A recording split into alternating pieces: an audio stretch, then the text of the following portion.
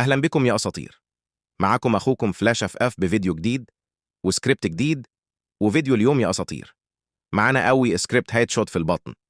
فري فاير التحديث الجديد. السكريبت شغال 100% وعلى جميع الأجهزة، واللي عاوز إعدادات تليفونه يا أساطير ينزل يشترك في القناة ويحط لايك للفيديو ويكتب اسم تليفونه في التعليقات وهجيبها له الفيديو الجاي. ويلا بينا يا أساطير نخش على طريقة التركيب. وقبل ما نخش عليا طريقة التركيب يا أسطورة، أحب أقول لك إن السكريبت شغال عليا نسخة فري فاير جلوبال، فلو عندك نسخة فري فاير جلوبال هتكمل معايا الشرح، ولو مش عندك هسيب لك لينك النسخة في التعليقات. ويلا بينا يا أساطير نخش عليا طريقة التركيب.